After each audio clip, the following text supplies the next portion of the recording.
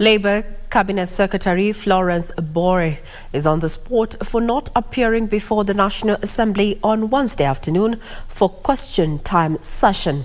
Leaders from both majority and minority parties called out Bore and threatened to institute an impeachment process against her for being contemptuous of Parliament. Labour Cabinet Secretary Florence Bore was scheduled to appear in the National Assembly alongside her water counterpart Alice Wahome to answer questions from members of Parliament. But Bore did not show up and sent an apology letter indicating she was held up elsewhere, a matter that rubbed the MPs the wrong way. She didn't write this letter on Friday. She has written this letter today. And that is why I say it's not just discourteous, it is contempt for the House. And we must make it clear as a House that we shall not allow any Cabinet Secretary, however powerful you think you are, however mighty you may perceive yourself, to hold the people's representatives with contempt and the institution of Parliament.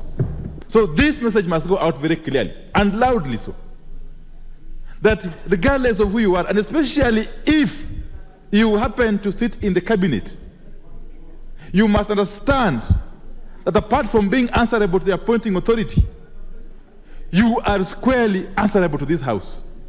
And if this House invites you, everything else can wait. In fact, must wait.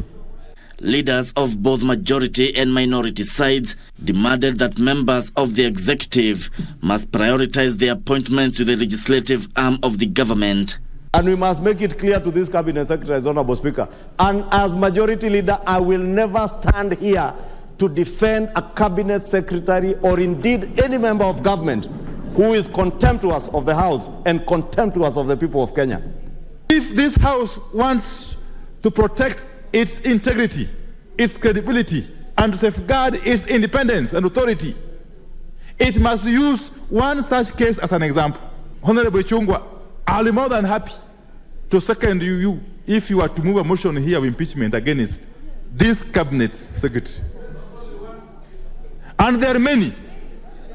There are many, these kind of persons, these characters. Meanwhile, Water Cabinet Secretary Alice Wahome has justified the establishment of North Rift Waterworks Development Agency, saying it will enhance implementation of water projects in Kakamega, Uasin Gishu and Trans Nzoia counties.